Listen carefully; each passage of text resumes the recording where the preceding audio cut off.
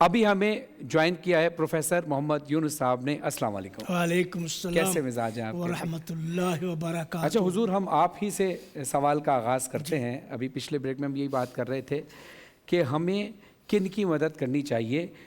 معاشرے میں ہمیں وہ لوگ بھی ملتے ہیں جو عادتاً مانگنے والے ہیں، وہ لوگ جنہوں نے اپنا کاروبار بنا لیا ہے، اور بہت سارے لوگ ایسے بھی ہیں جو ضرورت مند ہیں، کچھ کہہ دیتے ہیں اور کچھ کہہ بھی نہیں پاتے. ہم کیسے موازنہ کریں؟ جو لوگ جن لوگوں نے بھیک کو پیشہ بنا لیا ہے ان کے پاس اگر قارون کا خزانہ بھی وہ مانگتے ہی رہیں گے. اچھا، کیا بات، کیا اچھی وہ بات. کیونکہ ان کی عادت ہو گئی ہے. عادت ہو گئی. جو شخص ضرورت مند ہے تعارف بوجوہہم، ان کے چہروں سے پتہ چلتا ہے ضرورت مند ہے. اسلام ایک دن رسول اکرم صلی اللہ علیہ وسلم نے صحابہ سے فرمایا الا تبایعوننی، کیا میری بیعت نہیں کرو گے؟ کہنے لگے یا رسول قد بایعناک، ہم تو آپ کی بیعت کر چکے.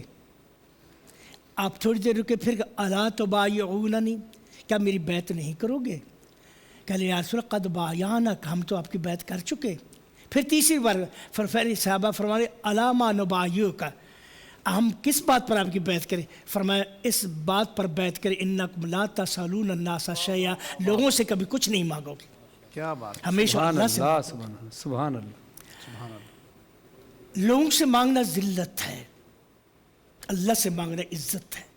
اللہ اکبر، سبحان اللہ. ہمیں اسلام کہتا ہے اللہ سے مانگو، لوگوں کے سامنے ہاتھ مت پھیلاؤ. میرے رسول نے فرمایا من فتح باب مسئلۃ فتح اللہ علیہ باب فقر، جو شخص اپنے آپ پر لوگوں سے مانگنے کا دروازہ کھول دیتا ہے اللہ اس پر فقیری کا دروازہ کھول دیتے ہیں. اللہ وہ ہمیشہ فقیر ہی رہتا ہے. اللہ بالکل.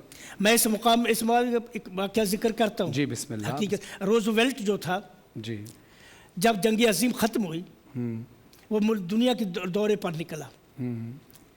کنگ عبدالعزیز رحمہ اللہ سے ملاقات ہوئی اس کی جہاز میں. جب ملاقات ہوئی تو اس نے کہا کہ آپ کو کچھ چاہیے مجھے بتائیں. کنگ عبدالعزیز کہ لا اسأل احد الشیء، میں اللہ سے مانگتا ہوں اللہ انسانوں سے نہیں مانگتا. وہ تعجب کرنے لگا کہ ہمارے پاس اتنی درخواستیں ہیں اور آپ کہتے ہیں میں تم سے نہیں مانگوں گا.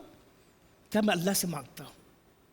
حقیقت یہ ہے جو اللہ سے مانگتا ہے اللہ اس کو غنی کر دیتا ہے.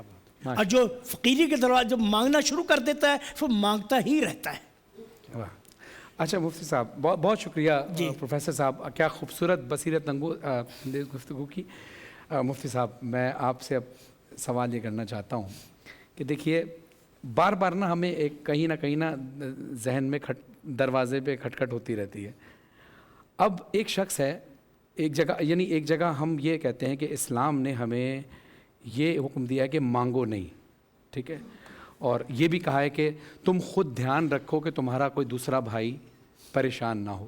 لیکن اگر کسی مسلمان بھائی کی نظر ہم پر پڑ ہی نہیں رہی اور اب ہم مجبور ہو گئے ہیں، بھوکے ہیں یا کسی بھی وجہ سے مجبور ہیں، یعنی اب ہماری حد پار ہو گئی ہے برداشت کی، اور اس وقت ہم کیا کریں؟ وہ جو مانگنا، اپنے کسی بھائی کے پاس جا کر درخواست کرنا، وہ کس زاویے میں ہم لیں گے؟